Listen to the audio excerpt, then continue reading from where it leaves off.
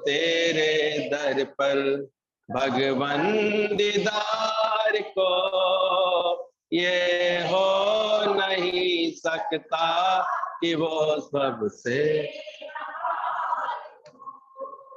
भव से न पार हो। आया जो तेरे दर पर, आया जो तेरे दर पर भगवन दीदार को ये हो नहीं सकता कि वो भव से न पार हो, भव से न पार हो।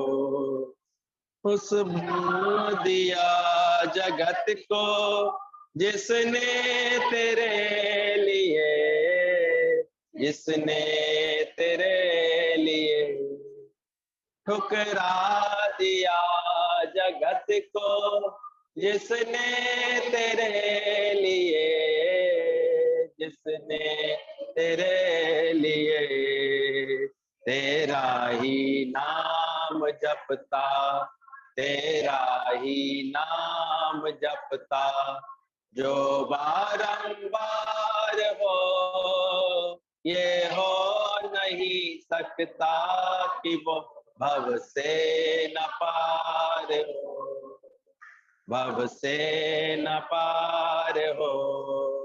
आया जो तेरे दर पर, आया जो तेरे दर पर भगवन दीदार को ये हो नहीं सकता कि वो भव से न पार हो, भव से न पार हो। आया जो तेरे दर पर, आया जो तेरे पीछे ले लो पर भगवन दीदार को ये हो नहीं सकता कि पूरा से न पार हो, भव से पार हो। सपने में भी ना भूले जिसको तेरा ख्याल, जिसको तेरा ख्याल, सपने में भी ना भूले जिसको, बोला पूरा आना चाहिए, जिसको तेरा ख्याल, सपने में भी ना भूले जिसको तेरा ख्याल, जिसको तेरा ख्याल। जिस दिल में लगन हो तेरी, जिस दिल में लगन हो तेरी, तुझसे ही प्यार हो। ये करें तो ज्ञान, तो ज्ञान नहीं है, ये पकड़ेंगे तो ज्ञान, ये नहीं पकड़ेंगे तो ज्ञान नहीं, ऐसे सोचते हो, क्योंकि ज्ञान इन सब बातों से परे होता है। ज्ञान है क्या तूने अपने को आत्मा जाना, क्या तुमने अपना देह अध्यास जीव भाव दूर किया, ये पकड़ो, क्योंकि सबकी अपनी अपनी गतिमति होगी। यहाँ पर कोई एक सा रोल किसी के लिए नहीं हो सकता। अब कोई नौकरी लगी हुई है, फिर क्या हम छोड़ के आके बैठ जाएं, तो एक कर्म को, प्रारब्ध को लात लगाने वाली बात बन जाएगी। एक की लग नहीं रही है नौकरी, बहुत पुरुषार्थ करने के बाद भी, जतन करने के बाद भी, उसको गुरु कहता धीरज रखो, और आके साहब नहीं होगा, इस जगह नहीं होगा, कहीं और से होगा, ऐसा समझो, तो ये ज्ञान की समझ हो जाती है। और एक कोई अच्छे से ज्ञान पक्का कर लेता है, समझ लेता है, अंदर से उसको वैराग्य वृत्ति अंदर से दृढ़ होती जाती है, और फिर वो कहता है सब मिथ्या है, मैं क्यों फंसूं, क्यों अटकूं, छुड़ा लेता है अपने आप को। और एक ऊंची गति है, अब कोई उसकी कंपैरिजन किसी से की थोड़ी जा सकती है।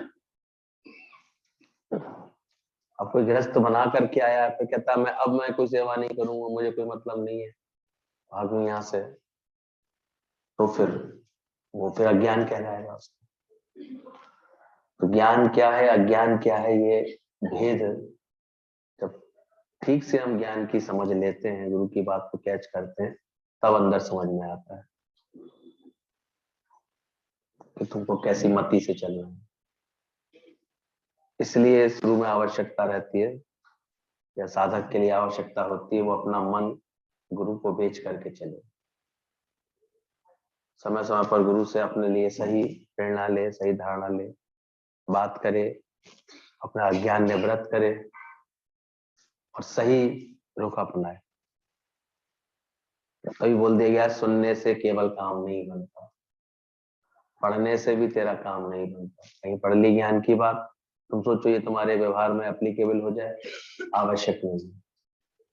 सुनने से भी काम नहीं बन सकता, पढ़ने से भी काम नहीं बन सकता।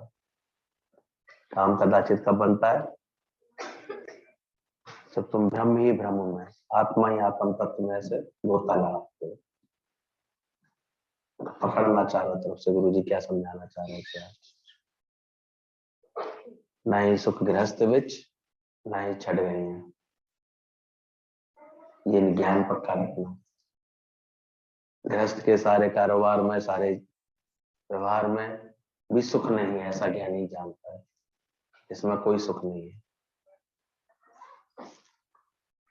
नहीं सुख गृहस्थ विच और नहीं छट गई है, छोड़ के जाने में भी इसको कोई सोचे मैं सुखी हो जाऊंगा, जिम्मेदारियों से भाग जाऊंगा तो मैं सुखी हो जाऊंगा, तो ये भी उसकी भूल होती है।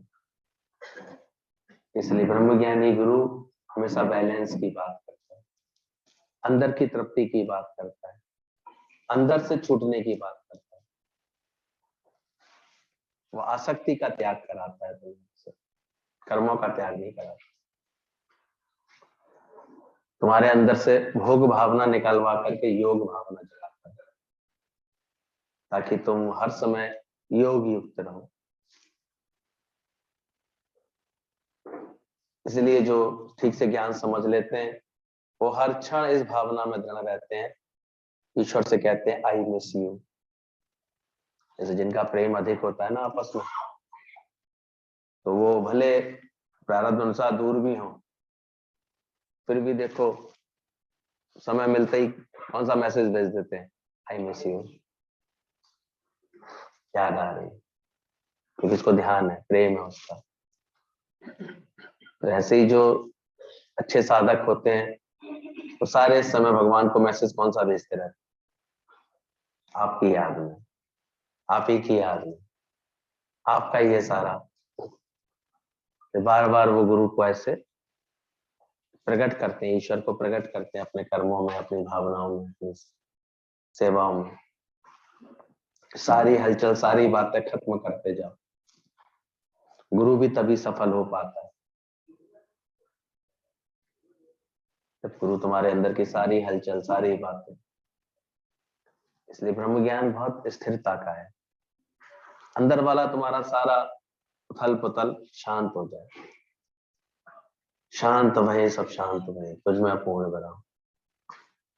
आत्म ज्ञान आता जाए तो उसकी पहचान ही यही होनी चाहिए कि तुम ऐसे एकदम शांत हो जाओ, अंदर से तुम्हें लगे कि अब बिल्कुल शांति है, ना कोई दुख बचा है, ना कोई सुख बचा है, नहीं कोई भागना बचा है, नहीं कुछ जानना बचा है, नहीं कुछ करना बचा है, ना कुछ पाना बचा है, ना कुछ खोना बचा है, सब ये शांत होता जाए। बी स्टिल, दादा के वचन तो नहीं है सभी ने, यह आत्म ज्ञान कौन सी निष्ठा देता है, बी स्टिल, शांत कर जाओ, व्यर्थ की सारी हलचल तुम्हारे अंदर की शांत हो जाए। होगा, समय आएगा, धक्का मार के कार्य होगा, प्रारब्ध कार्य कराएगी जो कराना होगा, तुम शांत कर लो। बी स्टिल एंड नो, क्या जानो, यू आर दैट। बार बार अपने देह अध्यास को भुलाते हुए सत्य को याद करो कि तुम वो हो, तुम वो सत्य स्वरूप हो, तुम वो आनंद स्वरूप हो, तुम वो आत्म स्वरूप हो।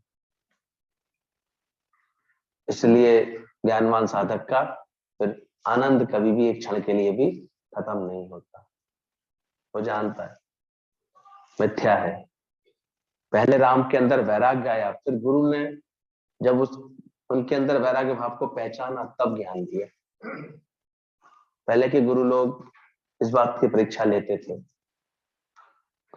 कि ये कितने वैराग्य भाव से मेरे पास आया है, इसके हृदय की भावना कैसी है, क्या ये वास्तव में भगवान को पाना चाहता है।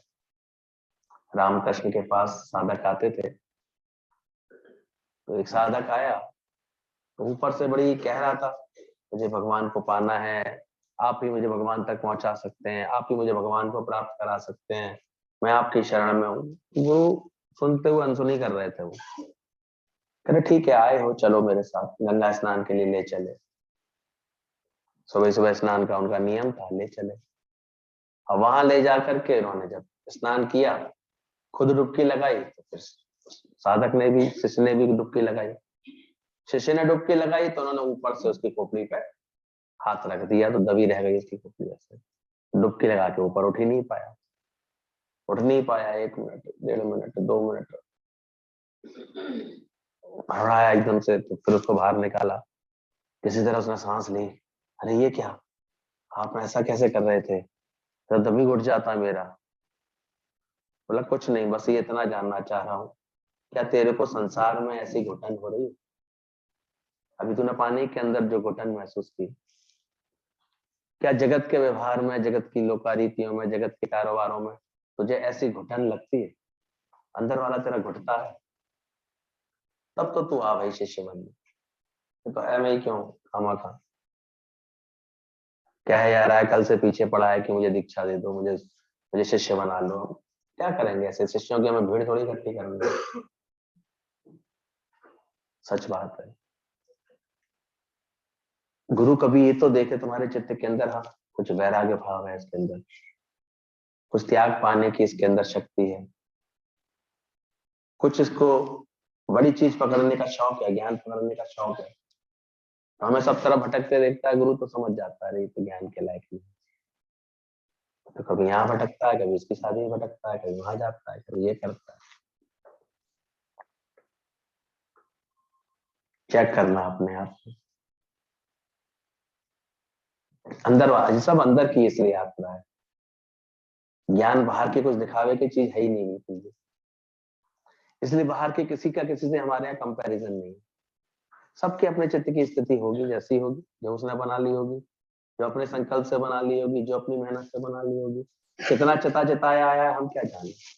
हो सकता है पहले दिन आकर के वो ऐसा समर्पण दिखा दे, ऐसा भाव दिखा दे, ऐसा वैराग्य उसके चित्त में हो, क्या कर सकते हैं।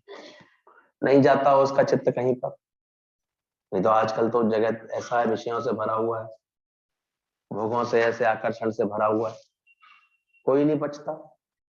फिर भी देखते हैं कोई कोई बच्चे ऐसे होते हैं, उनके अंदर नहीं होती है भोग वृत्ति, नहीं उनको अच्छी लगती है जगत की बात। बड़ी जल्दी वो ऐसे भजन को कैच करते हैं, मुझे गर्जना और सहारों की तेरा सहारा काफी है, जगत के रंग क्या देखूं तेरा दीदार काफी है। योग्य होते हैं, बड़ी जल्दी वो गुरु से ज्ञान ले भी लेते हैं ऐसे, ऐसा चित्त वाले। बाकी तो कितने अपना दुखों से उलझ के आते हैं, थोड़े समय यहाँ बैठ करके शांति सी लगती है उनको, मन को थोड़ा अच्छा लगता है। हमें तो पता है वो कल भी सत्संग को वैल्यू नहीं दे रहे थे, बस दुख के कारण आ गए। आगे भी जैसे सुख सुख बनते आएंगे उनके जीवन में, वो फिर ज्ञान से विचलित हो जाएंगे। कोई विरला होता है जो अंदर से ये बात गुरु से कैच कर ले ले वैराग्य ले ले। सही बोला, पहले तो गुरु अंदर का वैराग्य, रामचंद्र जी के अंदर क्या देखा गुरु वशिष्ठ ने, छोटी अवस्था में उनके चित्त की स्थिति देखी, उन्होंने वर्णन करना शुरू कर दिया कि मुझे तो जवान की अवस्था में, बाल्यावस्था में भी मुझे दोष दिखाई देता है, मुझे जवान अवस्था में भी दोष दिखाई देता है, मुझे तो वृद्धावस्था में भी दोष दिखाई देता है, मुझे तो संसार में भी, राजपाट में भी दोष दिखाई देता है, मुझे तो स्त्री में भी दोष दिखाई देता है, मुझे तो धन पदार्थ में भी दोष, सब दोष युक्त है। ये सब मेरे चित्त को खराब करने वाले हैं, मेरे जीवन को खराब करने वाले हैं। ऐसा वैराग्य भाव, वैराग्य शतक पढ़ो, उसमें योग वशिष्ठ में शुरुआत में रामचंद्र जी ने अपना पूरा व्याख्या दी है। कहते हैं छोटी अवस्था में जब पहली बार गुरु के यहाँ से लौट करके आए तो महल में बहुत अनमने से खड़े हुए थे राम। उनका पहले की तरह भाइयों के साथ खेलना कूदना और राजकाज की बातों को देखना वो अब उनके चित्त से नहीं हो रहा था। वो शांत प्रकृति को निहारा करते थे बैठ करके। तो माताएं थोड़ी घबरा गई। तो माताएं ने आकर के गुरु वशिष्ठ जब आए तो बोला, अरे गुरुजी ये क्या, राम तो बिल्कुल ही चेंज हो गए हैं, ऐसे हो गए हैं, आपके पास से लौट के आए हैं बिल्कुल। तब गुरु ने राम से पूछा, राम ऐसी क्या बात है, माताएं क्यों ऐसा कह रहे? बोले कुछ नहीं गुरुजी, मेरे को तो कुछ नहीं हुआ है। हाँ मुझे व्यर्थ की चंचलता करना ये सब करना अच्छा लगता ही नहीं, क्या करना, आपने इतना अच्छा सत्य सुनाया है, ज्ञान सुनाया है। तो ज्ञान राम को क्यों आ गया अंदर में? क्योंकि पहले ही भैरा के भाव काम कर गया तो टिक गया। हम अपने वैराग्य वृत्ति को तो बिल्कुल नहीं चेक करते, बहुत दिनों तक गुरु के जैसे पीछे पड़े रहते हैं, ज्ञान दे दें ज्ञान दे दें, हमारे अंदर ज्ञान क्यों नहीं आ रहा, शांति क्यों नहीं आ रही, और लास्ट में गुरु को ही दोष लगा के चले जाते, यहाँ तो ज्ञान नहीं आया, हमें तो नहीं भैया शांति मिली, तो पसंदीद हो गए तो कोई क्या कर ले। ये तो जो नानक देव की तरह पहले बोलना शुरू करता है, कूड़ राजा कूड़ प्रजा कूड़ सब संसार, कूड़ कूड़े से नेह लगाया तो विसराया करता। तब ऐसा कूड़े का भाव जो अंदर से पहले जगाएगा वो ज्ञान की अगली सीढ़ी चलेगा, पहले ही चढ़ जाएगा। मिथ्या जाना है इधर से तुम्हें, तो बड़े रस लगते हैं तेरे को, कोई ऐसे घूमता फिरता दिखता है तो बड़े ऐसे आकर्षित होते हैं, कितना अच्छा, कितने मजे हैं इसमें। जब विवेकानंद की तरह तेरे को लगता है असली रस तो मैंने पिया है, ये तो छिड़कों छिलकों पर ही मचल रहे हैं, ऐसा अंदर से आवाज आए जब तुम्हारे। इसलिए सुनने के बाद भी कभी कभी चेतना आती है, कोई बात नहीं, इसलिए गुरु सुनाता भी है। हमारे यहाँ गुरु पहले दिन से छेड़ छाड़ नहीं करता, कोई बात नहीं, क्योंकि यहाँ सारी मेहनत है ही गुरु की। पर बैठते बैठते तुम्हारे चित्त में वैराग्य भाव तो आना चाहिए कि क्या है दुनिया का नजारा ढेर वालों के से। हम तो सुन के बड़े आराम से चले आते हैं कि ब्यूटी पार्लर का सुख 1 दिन का, शादी का सुख 4 दिन का, नए घर का सुख, नई चीज का सामान का सुख है 1 महीने का, सुन के चले आते। विचार करते हैं कि सच्चा सुख फिर है क्या? तो फिर मैं अपना मन ऐसे और इधर सुखों में क्यों आकर्षित करूं? तो सच्चा सुख है ही सत्य की लगन में, ज्ञान में। परसों से हम लोग विचार कर रहे हैं कि आखिर ऐसा क्या क्या हो जाता है जो ज्ञान की अभ्यास में रहता है। गुरु नानक देव को आज देखो 500 साल के बाद भी कितना लोग उनको भाव से याद कर रहे हैं, कितने गुरुद्वारे उनके नाम से बने पड़े, कैसे पूरा एक सिख संप्रदाय बन गया है उनके नाम से। क्या था, बस आप पे अटक के रह गए थे। आ से आत्मा, दूसरा शब्द पढ़ने की चेष्टा ही नहीं करी उन्होंने, क्या करना। टीचर बार बार बोले बा से बे से बकरी, अलफ बे पे ते बता पता बला रहे तो उर्दू उनको, तो अलफ में आत्मा में अटक के रह गए, दूसरा वर्ड तक नहीं उन्होंने सुना। टीचर ने शिकायत की उनके पिताजी से कि ये तो नहीं पढ़ता बिल्कुल भी, तो एक ही शब्द बोलता रहता है, दूसरा शब्द सीखता ही नहीं। तो पिता ने बहुत कुरेदा, बहुत बोला कि क्या बात है, तुम आकर हो तो होशियार, ऐसी बात नहीं है, लेकिन तुम क्यों नहीं पढ़ना चाहते आगे का शब्द? तो कितना अच्छा उनका जवाब निकला था, बोले अल्लाह से भी ज्यादा पढ़ने का, आत्मा से भी ज्यादा पढ़ने की कोई और बात होती है? हमें क्या पढ़ो, पढ़ लिया। ये सब क्या थी इनके अंदर की वैराग्य की स्थिति थी मन के अंदर, क्या जानना, जान करके भी क्या जानना, पा करके भी क्या पाना। गुरु भी कृपा तभी करता है जब जब जब देखता है कि हाँ तुम्हारी केवल गुरु के बिना बनती नहीं है, तुम्हारी तो बड़े आराम से बन जाती है। तो अभी लगता है कोई बात नहीं है, दुनिया की बात है, गुरु छोड़ देता है, कोई बात नहीं, देखा हो जाकर। लेकिन सत्य तो यही रहेगा, 4 दिन की चांदनी है सारी, उसका तो प्रभाव खत्म करते ही दूल्हा दुल्हन मिल गए तो फीकी पड़ जाती है सारी पर, और उसके बाद मन नहीं मिले तो फिर देखो कितने डंडे चलने लगते हैं, क्योंकि अहंकार तो मिटा नहीं है तो मन कैसे मिलेंगे, संस्कार तो है नहीं तो फिर दिल कैसे मिलेंगे। वो भी नहीं मिलते हैं, फिर दिक्कत होती है। बिना ज्ञान के इच्छाएं भी रखते हैं, अपेक्षाएं भी रखते हैं, वो सब पूरी होती नहीं है, तो फिर मन चलते हैं लोगों के। तभी तो गुरु का ज्ञान गारंटी का है कि बिना ज्ञान हर कोई धोखा ही खाए, प्यासा ही आए जग से प्यासा ही। तो यही बात समझना, पहले राम के अंदर वैराग्य आया, फिर गुरु ने हम के अंदर वैराग्य भाव को पहचाना, तब ज्ञान दिया। अंदर देखना, बुद्ध भगवान ने एक बुढ़े व्यक्ति को और एक मौत को, बीमार को देखा, तब उन्हें लगा कि शरीर का यह हाल होने वाला है। फिर संत को देखा, संत के चेहरे पर तेज देख करके उनको लगा ये कैसे ऐसे हैं, खुश हैं। उनका तो विवेक उसी से जागृत हो गया कि क्यों ना मैं ऐसा बनूं, शरीर में मन रखूंगा तो ये हाल तो होना ही है, बुढ़ापा भी आएगा, बीमारी भी आएगी, मौत भी आएगी, तो क्यों ना चित्त की वृत्ति परमात्मा से जोड़े। पलट लिया उन्होंने तो अपना मन, मुड़ गए उसी दिन से। आज हमारे सामने बुद्ध भगवान का आदर्श है, आज नानक देव का आदर्श है हमारे सामने। गुरु जी साक्षात मिसाल, खास गुरु नानक की तिथि के दिन पैदा होकर के उन्होंने ऐसा ज्ञान प्रकट किया, तो कैसा अंधकार सबका हम सबका दूर किया उन्होंने, लेकिन सत्य सुनाया। इसलिए अंदर से इसको वैल्यू जरूर देना। वैराग्य वृत्ति को अगर वैल्यू नहीं देते हैं तो फिर हमारे अंदर में ज्ञान टिकता नहीं। आते रहेंगे हम सालों साल सत्संग में, टिकेगा नहीं अंदर। इसलिए पहला सबक यही नानक देव ने भी बोला, कूड़ राज कूड़े पर जा, पहले कूड़ा जानो, पहले गुरु देखे तो सही तुम्हें, और कहीं तो मन नहीं अटका तुम्हारा, तुमको और कुछ अच्छा तो नहीं लगता।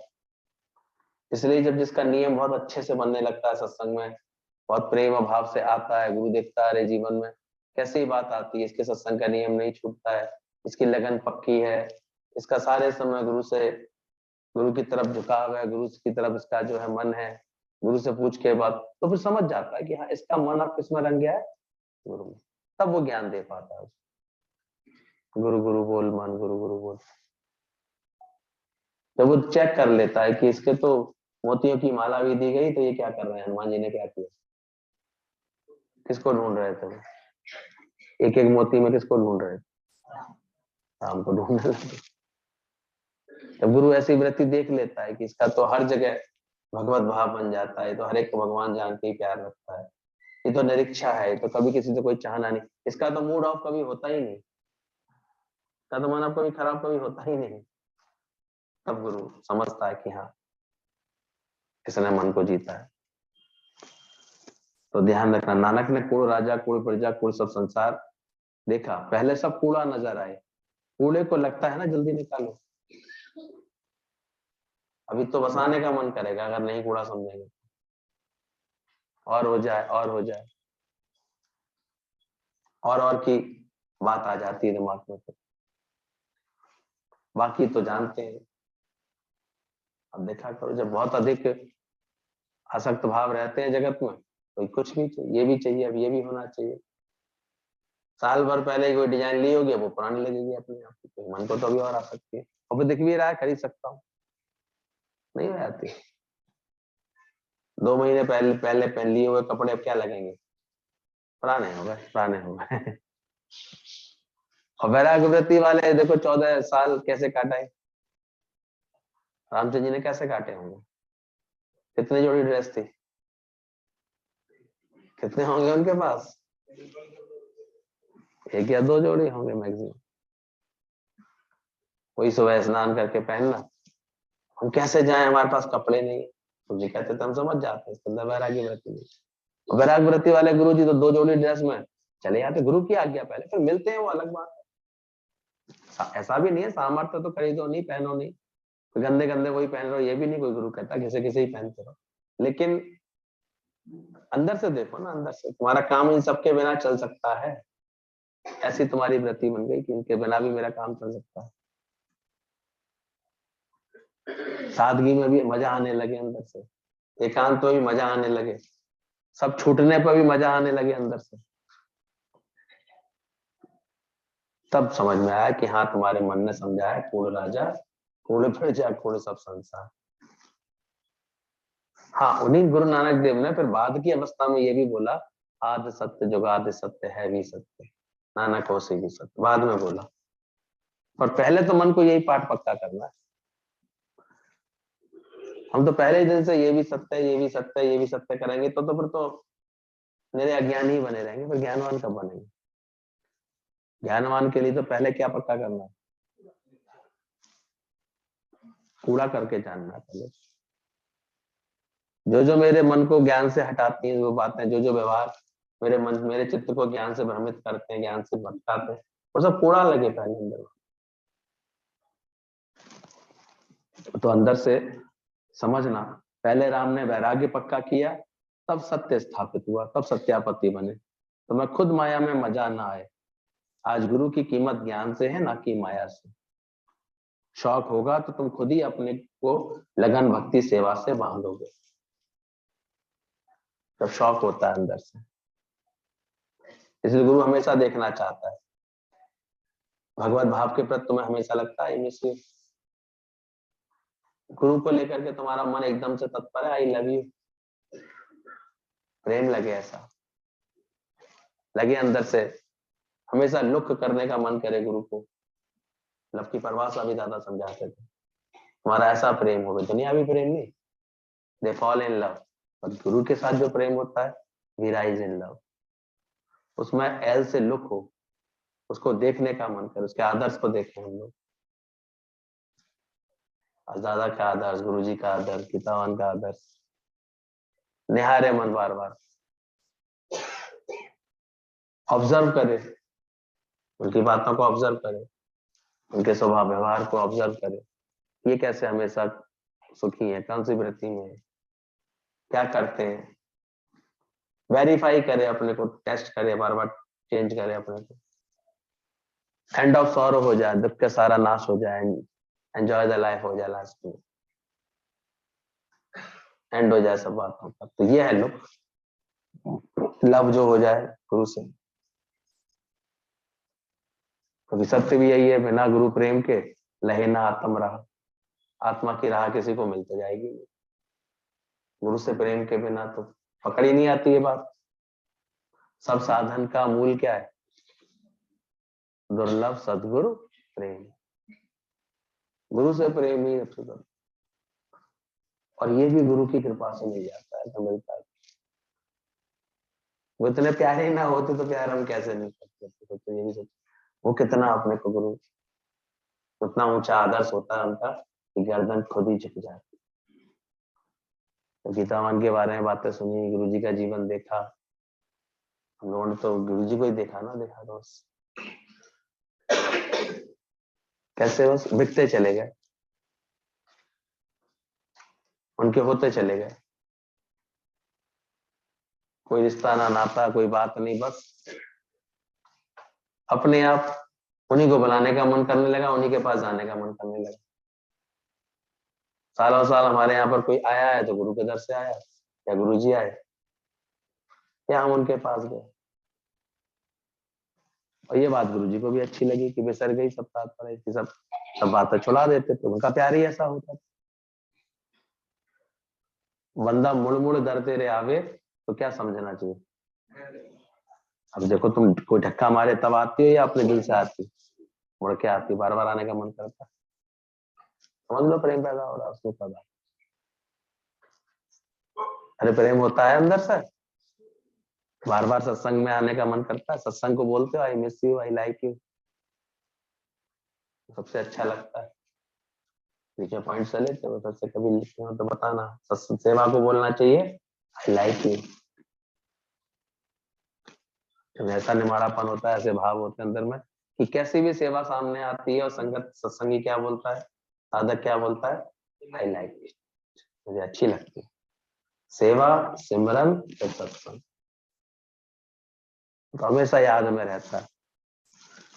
तो गुरु की कीमत ज्ञान से, शौक होगा तो तुम खुद ही अपने को लगन भक्ति और सेवा से बांध लोगे साधो के। जिस व्यक्ति ने देहाध्यास रूपी शर्ट का त्याग कर दिया वो हमेशा खुश रहता है।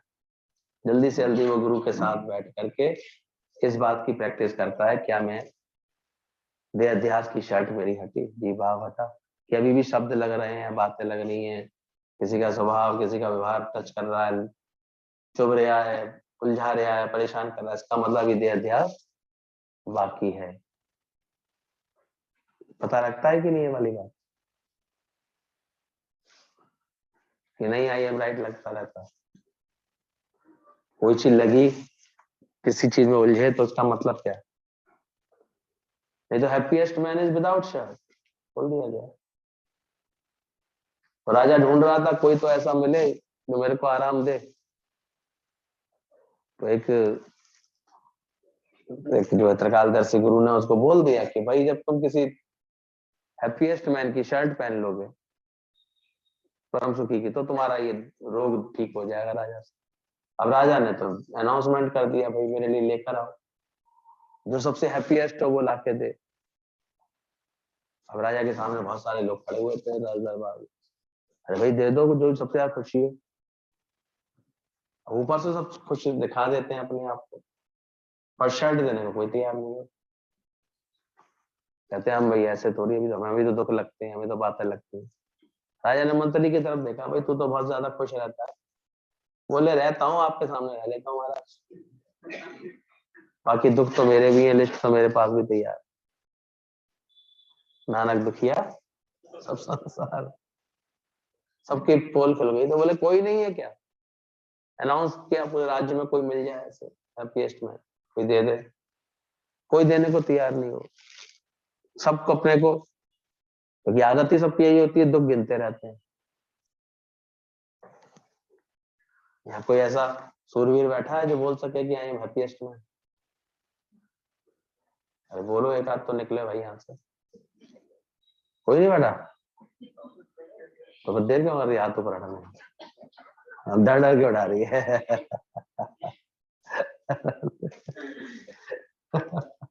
पता है अभी अंदर वाला मन कहीं ना कहीं डंक मार जाता है, चौंच मार जाता है। पर हाँ, जो पूरी तरह डूबा हुआ वो उठा सकता है।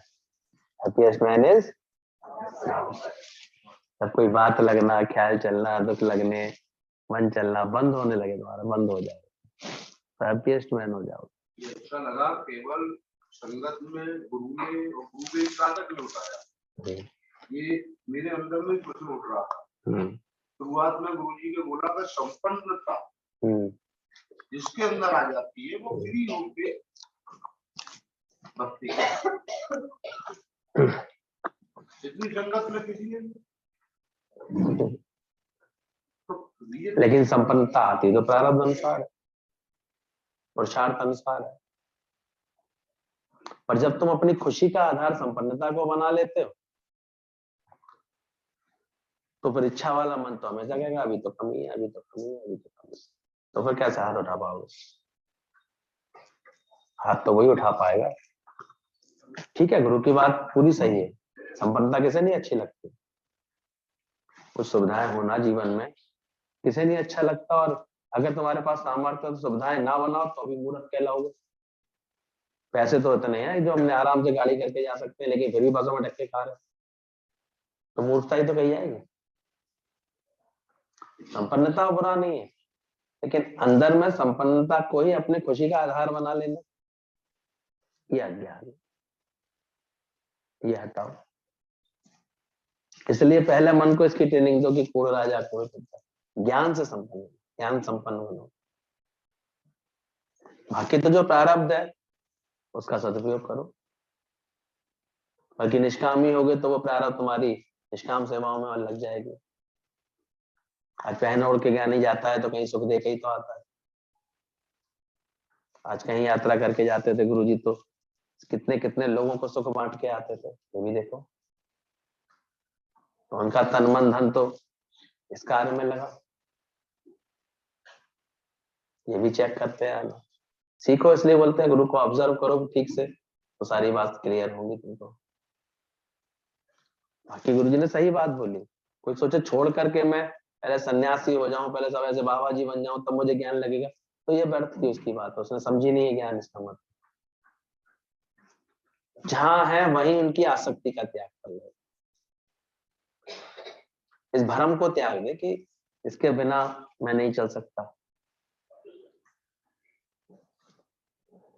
ये सिखाया गुरु ने कि अभी राजगद्दी मिल रही थी तब भी उतने ही खुश थे, वनवास मिला तब भी उतने खुश। ये बात अचानक प्रारब्ध छूटे या रूठे तभी ज्ञानवान तो उतना ही मस्त रहता है। कृष्ण भगवान ज्ञानवान थे तो जब उनकी द्वारका नगरी पानी में समा गई तब भी वो उतने ही प्रेम में रहे, उतने आनंद में रहे। जानते थे मिथ्या है, बदलेगी। हमने भी साल ऐसा कोई अभ्यास कर लिया, जो दिखे सकल विनाशी, सब छूटने वाला, त्याग होने वाला। तो देहाध्यास रूपी षड का त्याग कर दिया होगा वो हमेशा खुश रहता है। गुरु के वचनों में अपने जीव भाव को तार तार कर दो, गुरु के वचनों से। इसी का अभ्यास रोज बैठ के करो कि ऐसी मेरे अंतर मन की कुटाई पिटाई हो, तो मेरा जीव भाव कैसा हो जाए। तो बहुत कस कस के कपड़े को ठोंक देते हो, पीट देते हो, तो कैसे हो जाते हैं कपड़े से। कभी गुस्से में आकर के पीट दिया पटकौनी लेकर के, सारी गुस्सा निकाली कपड़े पे, बाद में कपड़ा देखते हो तो कैसा हो जाता है। तो ऐसे जीव भाव को बाहर ठोंक पीट नहीं करो, लेकिन जीव भाव को इतना ठोंक दो कि वो तार तार हो जाए, यानी बचे ना तुम्हारे पास कुछ। अंदर से आवाज आए कि मुझे गर्जना और सहारों की, लगे कि असली आनंद तो हमने ही लिया है, ऐसा तुमको लगे। अब ये तुम्हारा ज्ञान तो गुरु समझा रहा है, अब तुम देखो तुम्हें क्या लग रहा है। और जिसको हमारी चढ़ी आती ना ज्ञान की, वो उसके मुख से निकलने लगते हैं समझ, अरे हमसे ज्यादा आनंद में कौन, हमसे ज्यादा सुखी कौन है। मुझे गर्जना और सहारों की तेरा सहारा काफी है। तो ये बात समझना, सुमिरन हाथ पैरों से नहीं होता है, वरना विकलांग लोग नहीं कर पाते। तो सोचे सुमिरन के लिए हाथ पैर ठीक होने जरूरी है, आंखें ठीक होनी जरूरी है, तो सूरदास कभी नहीं कर पाते। सिमरन बोलने सुनने से नहीं होता, ना गूंगे बहरे नहीं कर पाते। सिमरन धन से नहीं होता, वरना गरीब नहीं कर पाते। सिमरन तो एक एहसास है, एक भाव है जो हृदय के विचारों में आता है। तो कब आता है, जब आप विसर्जन होए तो सिमरन कहिए सोए। यानी जो हर समय अपने आपे के विसर्जन करता, अपने अहंकार का विसर्जन करता है, उसी का सच्चा विसर्जन सिमरन है। एक तरह से सिमर सिमर सिमर ता सुख पाए। तो गुरु हमें सच्चा सिमरन करा देता है, जो हम करना चाहें। अगर चाहते हैं करना तो गुरु करा देता है। तो सिमरन के लिए क्या आवश्यक, आपा विसर्जित, अहंकार विसर्जित हो जाए।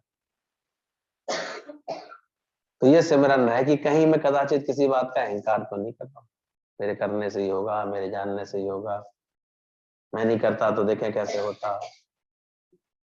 ये मैं मिट रही है आपकी हर वक्त, तो हर वक्त आपको क्या याद है, जिससे प्रेम होता है देखो याद रहता है ना, हमेशा याद आता है।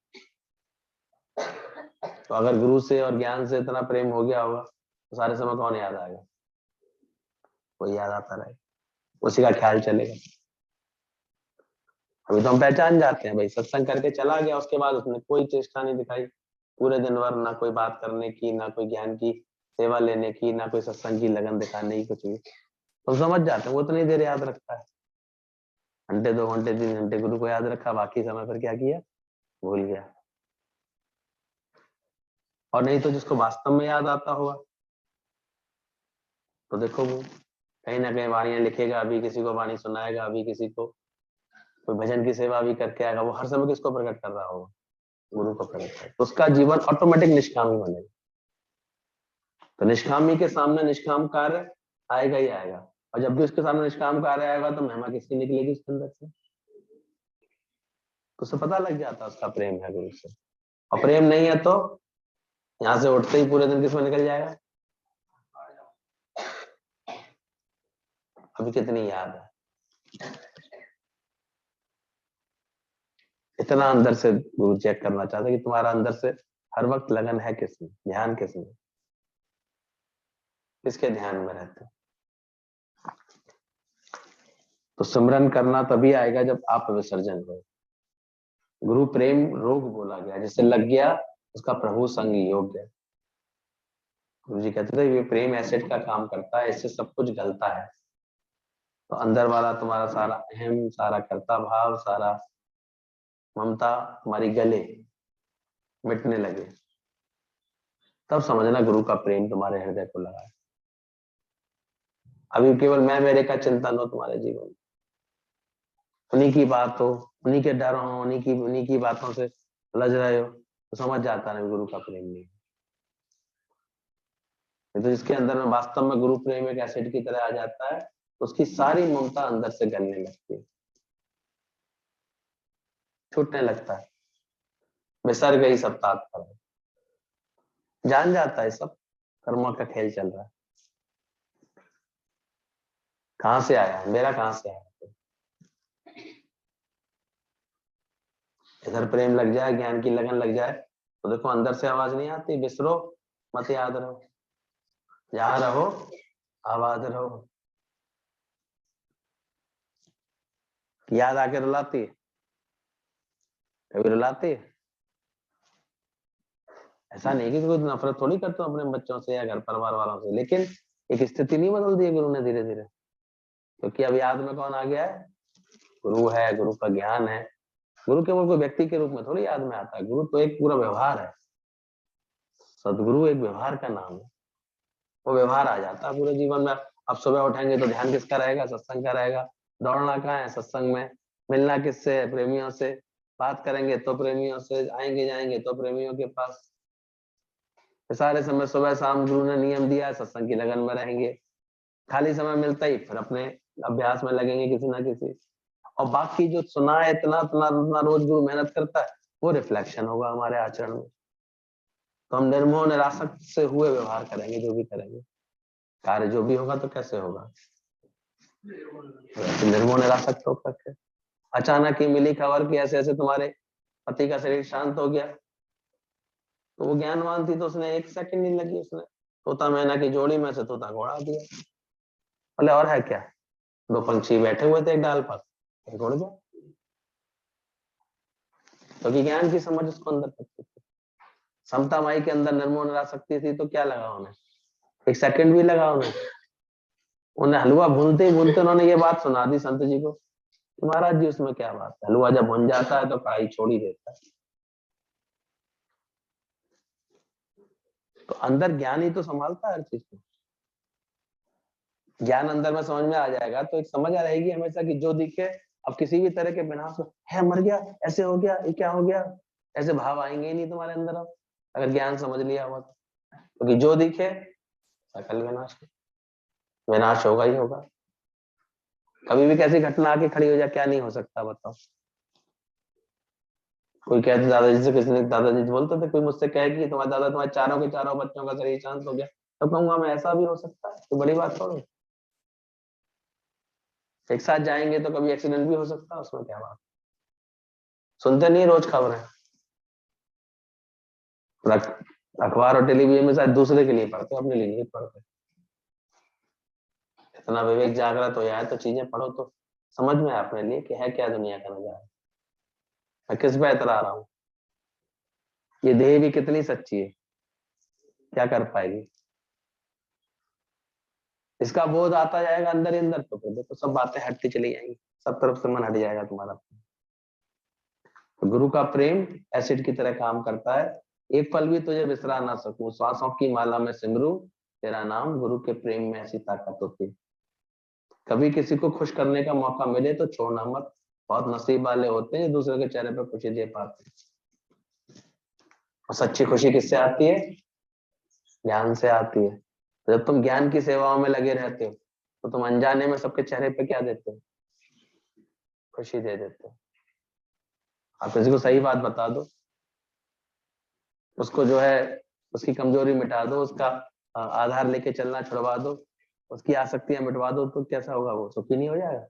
अरे यहाँ आके सुखी होती है कि नहीं होती, ना कैसे क्यों होती है, क्या मिल रहा है गुरु से? ज्ञान मिल रहा है। प्रेम तो आधार बना हुआ ज्ञान के लेन देन का। ज्ञान आता है अंदर में तो देखो खुशी आती है। तो आज गुरु कितना बड़ा कारण बनता है हम सबके चेहरे पर खुशी देने का, रौनक देने का। तो युगों युगों तक उनका ये 23 नवंबर हम कभी भुला पाएंगे? परसों बहुत दिन से फिर याद करेंगे। हम तो कहते हैं ये त्योहार किसी एक का विशेष का तो नहीं होता, जो अपने को गुरु का मानता है उन सबका होता है। देखें कि उस दिन कितनों को क्या, किसको क्या उमंग है, क्या भाव आ रहा है गुरु के प्रेम दिवस पर। अपने कौन से भाव तन मन धन का क्या अर्पण करके हम बैठते हैं, किस भावना से रहते हैं, किसको जो देखते हैं। हम भी देखेंगे, सबका सत्संग सभी का है ना, सुख तो सभी लेते हैं। कोई एक ही व्यक्ति क्यों सोचे हर बात, सबको विचार आना चाहिए। हाँ, एक तो इसलिए बैठा है कि उसकी आज्ञा से चले बात पर, क्योंकि भाव तो दिखाया था ना मुझे तो कि उसको गुरु के लिए क्या भाव है, उसको सत्संग को लेके कैसा भाव है। आता तो है वो सत्संग में, लेकिन उसको भाव कैसा। इतना सुख मिला है गुरु की वजह से, किसकी वजह से मिला है? किसने किया है? बाकी तन मन धन सब मैं मेरे के लिए, किसके लिए होना चाहिए? कहना आसान, होता बड़ा मुश्किल। तो ध्यान रखना, सदगुरु तू मेरा और मैं तेरा, तो औरों से क्या मतलब। इसलिए गुरु के साथ बैठ करके ये सौदा करना पड़ता है। सच्चा सदगुरु आता है जीवन में तो उसने राजा से एक ही सौदा किया। राजा ने भाव रखा कि मुझे ज्ञान दीजिए गुरुजी, मैं ज्ञान चाहता हूँ। बोले एक ही है, सौदा करना पड़ता है गुरु से। तो बताओ गुरु राजा ने कहा बताइए गुरुदेव क्या सौदा करूं। बोले एक सौदा कर ले, सच्चा सौदा। बोले क्या? मैं तेरा और तू मेरा, जो तेरा सो मेरा और जो मेरा सो तेरा। राजा सोचने लगा कि सौदा सुनने में तो आसान लग रहा है, लेकिन इसके पीछे क्या राज होगा। तो समझदार लोग होते हैं वो विचार जरूर करते हैं। गुरुजी ने क्या बोला, मेरा सो तेरा, यानी आज से जो मेरा है वो गुरु का हो गया। विचार करने लगा कि मेरे पास क्या क्या है। सारे राज्य का मालिक था वो, सारा राज्य मेरा है, सब संपदा मेरी है, सब कुछ मेरा है। अब ये सब किसका कर दूं? गुरु का कर दूं। मेरा सो तेरा और तेरा सो मेरा। पलट के ये भी कह रहे हैं अब गुरु के पास क्या है? एक कमंडल है, एक डंडा है, बाकी एक मस्ती है, बेफिक्री है। बस कमंडल तुम भी के बदले में अपना पूरा राज्य दे दूं उनको। एक बार को तो राजा को लगा ये तो बड़े सियाने गुरुजी, ये तो ऐसा सौदा बता रहे हैं। लेकिन थोड़ा सा तो विवेक भी था उसको। बोल राजा, करता है सौदा? करें? उसने भी हाँ कर दी, कर लो भाई। अब राजा ने, गुरु ने कहा बोले ठीक, जो तेरा सो मेरा। अरे हाँ गुरुदेव, सब आपका। वैसे भी आरती में गाते हैं बचपन में, तन मन धन सब तेरा। अब गाना भी आसान हो जाता, तो गाना तो सीख ही गए हैं सभी लोग, बड़ी आसानी से कर देते हैं। तो उसने भी कर दिया। तो गुरु ने कहा ठीक है भाई, सौदा पक्का तो फिर ज्ञान भी पक्का। सौदा हो गया, अब सब कुछ गुरु का। राजा थोड़ा उदास हो गया। अब राजा को उदास देखकर गुरु ने कहा राजा क्या हुआ तेरे को, इतना उदास क्यों हो रहा है? अब बोले अब मैं क्या, मेरा है क्या, सब आपका ही तो है, अब आप सोचो। मैं क्या मैं क्या करूंगा कुछ ही है, मुझे तो राज में भी जाने की जरूरत नहीं है, मुझे तो कुछ भी करने की जरूरत नहीं है। ऐसी फीलिंग में आने लगा, थोड़ा सा ऐसी उसके अंदर उदासीनता आने लगी हर बात की। संत ने कहा, गुरु ने कहा बोले पूरी बात सुनी नहीं तूने, समझी नहीं? बोले क्या? बोले जो तेरा मेरा हुआ तो फिर मैंने बोला था मेरा सो,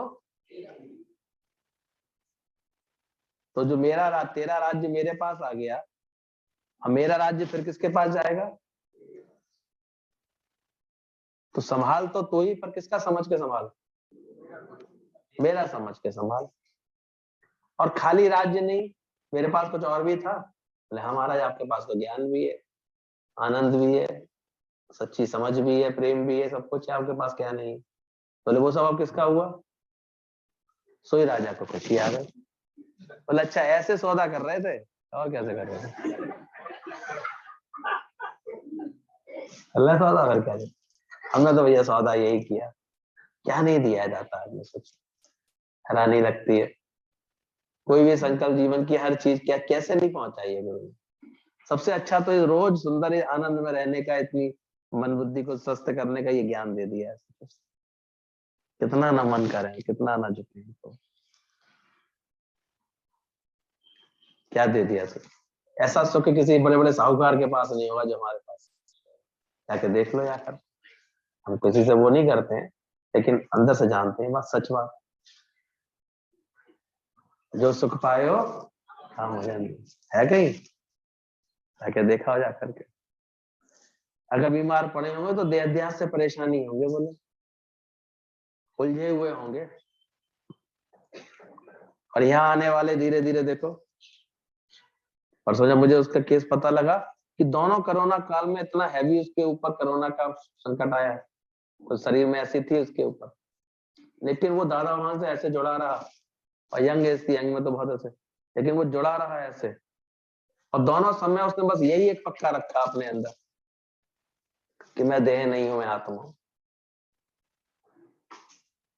और बस दादाजी से बात करता रहा, पॉजिटिव रहा अंदर से। लॉस्ट केस था बिल्कुल, एकदम से वो रिकवर हो गया, वो अब ठीक हो गया। कह रहा 5-6 महीने लगे मुझे सारी रिकवरी ठीक होने में, लेकिन मैं पहले से बहुत बेहतर हो गया, ठीक हो गया।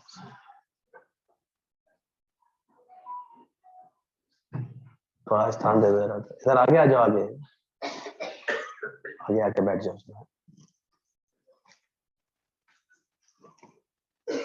सिर्फ इससे मुझे अंदर से लगा ये जो एक वचन गुरु के मुख से बार बार निकलता है, तू देह नहीं है तू आत्मा, और जिसने केवल धारण कर लिया, पहले मन सुनता है, सुन करके धीरे धीरे सत्य मानता है उसको, और सत्य मान के जब धारणा बनाता है, और धारणा बना के अगर निश्चय बना लेता है, उसका तो बेड़ा पार।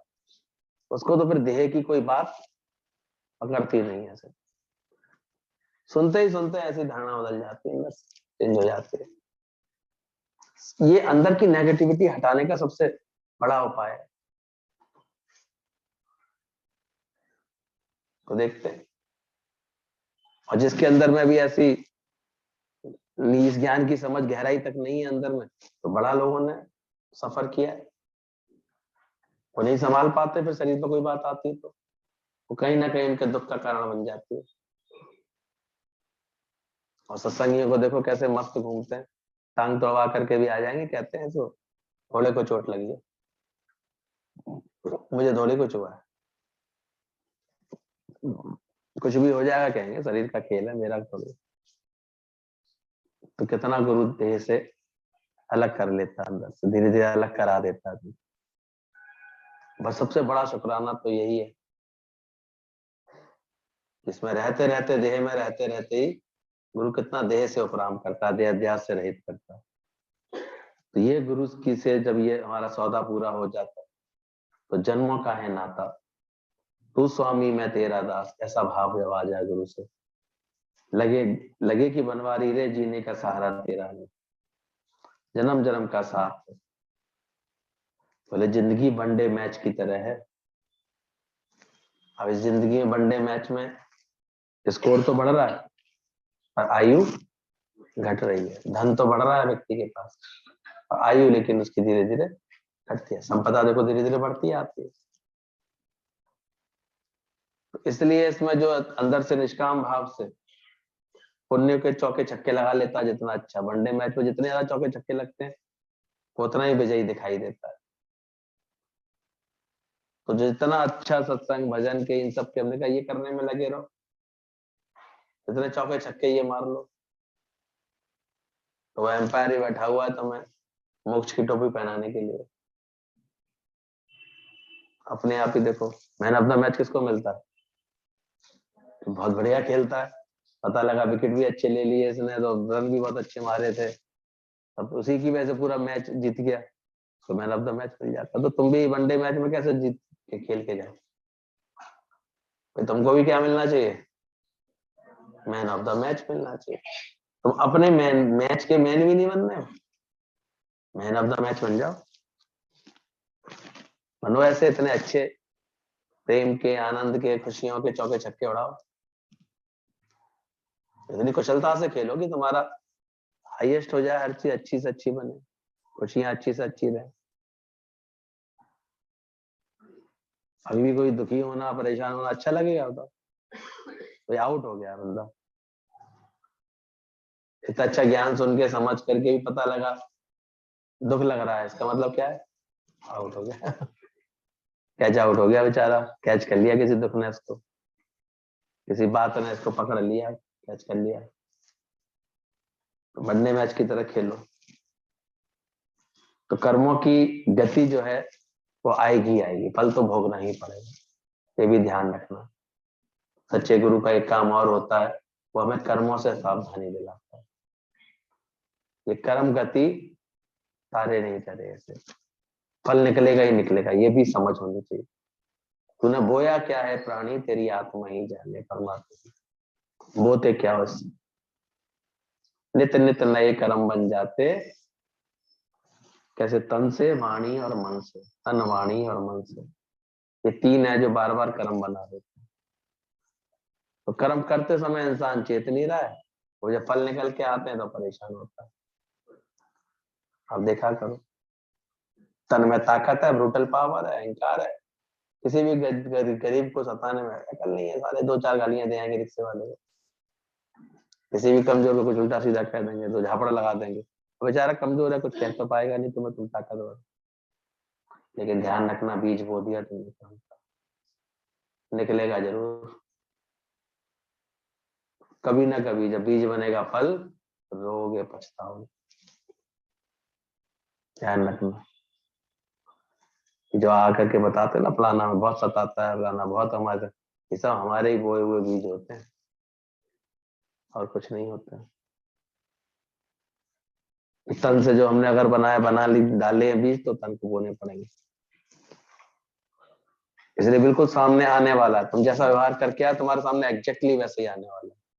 करके देख लो, मत कर चलो अपने घर के बड़े लोगों से साथ अच्छे प्यार से, आगे तुम्हारे संग आने वाला है, तैयार रहना बिल्कुल।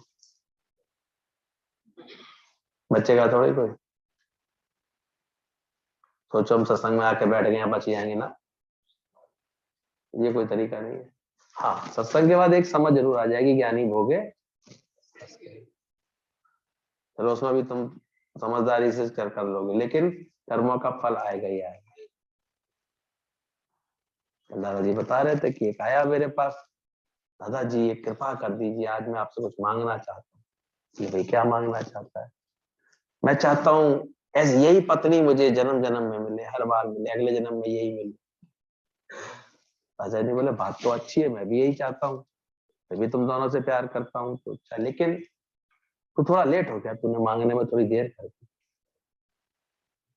बोले क्या मतलब? बोले थोड़ी देर पहले तेरी बीवी आई थी, वो कुछ और मांग गई है। वो क्या मांग गई है? वो क्या कह रही है कि दादा मिले तो सही, लेकिन मैं मर्द बनूं और ये औरत बने। तो मैं चुन चुन के बताऊंगी।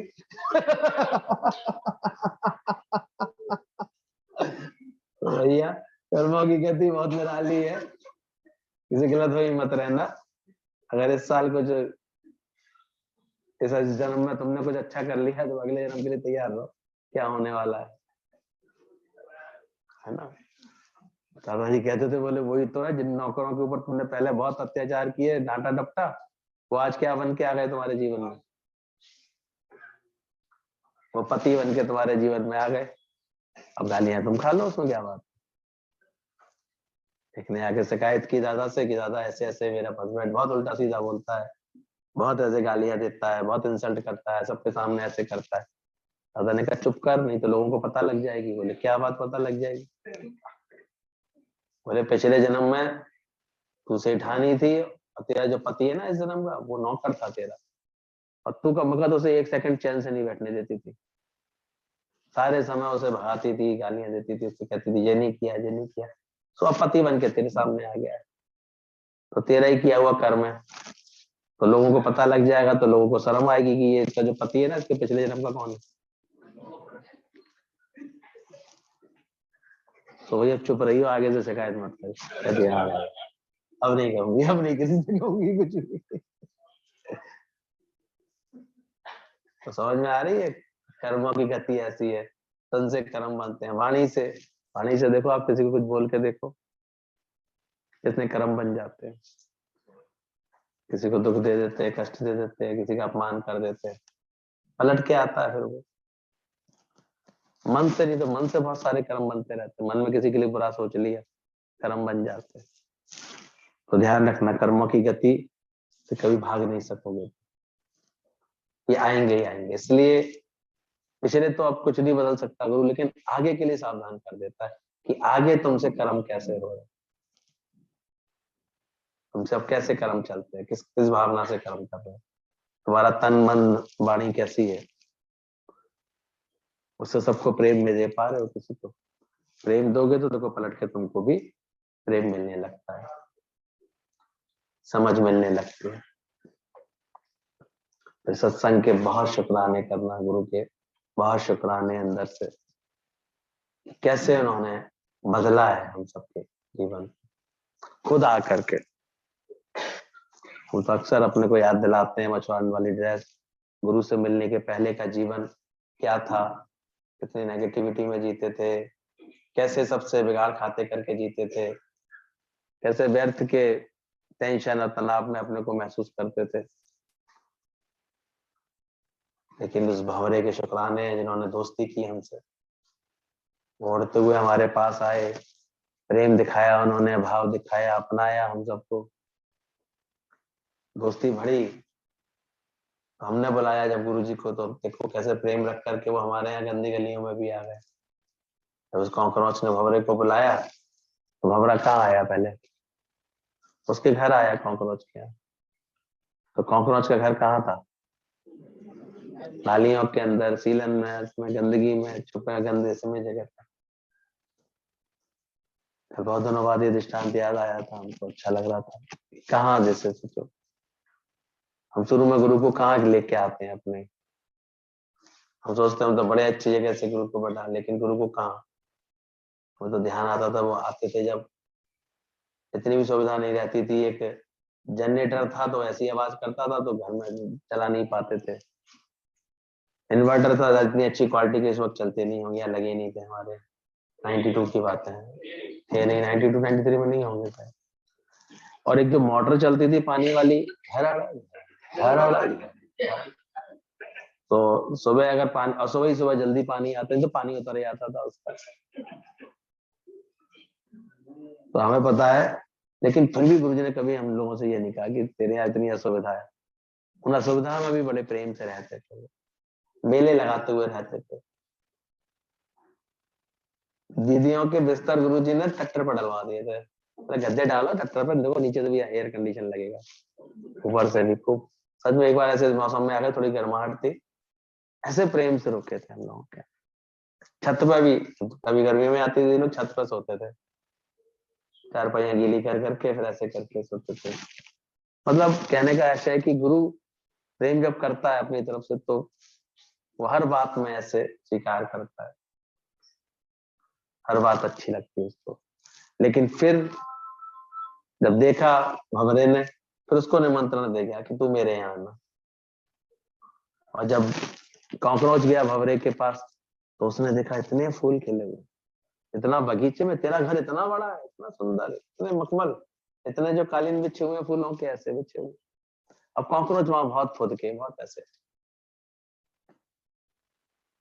हम सबको मन को आनंद कहाँ मिला जाके, जब गुरु के पास पहुंचे, देखा अरे ऐसा सुख है, ऐसा आनंद है, ऐसी खुशियां हैं इनके पास, ऐसा मजा है इनके पास, रोज आनंद है, रोज मेले हैं, रोज बर्थडे, रोज ऐसी, रोज की खुशियां आती हैं ऐसी। तो फिर वहीं रह गए, फिर तो आने का मन ही नहीं किया, कॉकरोच वहीं रह गया, फूल के साथ बंद हो गया। फिर वहीं फूल जब चढ़ाए गए भगवान के ऊपर, तो कॉकरोच कहाँ पहुंच गया, भगवान के चरणों में पहुंच गया। तो गुरु ने सत्संग में बुलाया, हम तो गुरु को कहीं बुलाना चाहते हैं, आइए आइए आइए, सत्संग रखो तो आ जाएगा गुरु। तुम करो सत्संग से इतनी प्रीत, प्रकट करो सत्संग अपने जीवन में, आचरण में, तो गुरु तो पर आ ही जाता है। वैसे भी आ जाता है, गुरु तो इतना प्रेम का सागर है वो आज। लेकिन जब वो अपने पास बुलाता है तो कहाँ बुलाता है? सत्संग में बुलाता है, आओ बैठो सुनो, ये बात देखो तुम्हारे दिल को कितना सुकून देंगी, ये ज्ञान तुम्हारे मन को कितना अच्छा करेगा, ये कैसे तुम्हारे अंदर के विकार हटाने में तुम्हारी मदद करेगा, खुशियां देगा। हम मस्त होने लगते हैं फिर गुरु के पास, गुरु के साथ ज्ञान समझते समझते मस्त होते हैं। और फिर कहाँ पहुंच जाती है हमारी यात्रा? भगवान के चरणों में अपने आप। सत्संग से ही तो भगवान की समझ मिलती है, सब पता लगता है।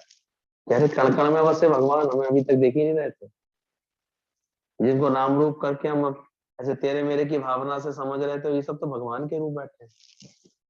ये रब नू देखन वाली आंख गुरु से मिलती। अभी लोग पूरा अभ्यास नहीं करते, कहते घर जाकर के बेटे को तो बेटा देखेंगे ही, पति को तो पति देखेंगे, कब देखोगी भगवान? जानोगी आज से, चली तो बात बहुत बार है। तो जाओ जा करके इसका आनंद, भगवान की शरण मिलती है, भगवान की लगन। तो भगवान के साथ एक ने अपने हस्बैंड के स्वभाव से परेशान हुई, वहां पर मन खराब किया, दुखी होकर के फिर अपने मायके आई। अब वहां पति इसका ऐसे व्यवहार करता था, थोड़े दिनों में भाई भी वैसे ही करने लगे। तो उसने बात बताई, मैंने कि बताओ फर्क क्या पड़ा? अब वो व्यवहार तो इनसे मिलने आ जाए, और वहां सह जाती थी, तपस्या तो बन जाती, तेरा जीवन तो सही हो जाए। तो तपस्या से क्यों भागे? कोई तपस्या आती भी है, कोई बात आती तो भागो क्यों? उलझने की क्या जरूरत है? वही पूरा करते हैं। तो गुरु आता है तो हमें हर बात को तपस्या बना देता है, अगर जीवन में कोई ऊंच नीच होती है, कोई बात होती है, और तप करके निकलते हैं तो देखो कितना सुख मिलता है। तो भगवान का आनंद लेते लेते जब वो फिर पुराने फूलों के साथ उस कॉकरोच को नदी में मिल गया स्थान, बहा दिए जाते हैं।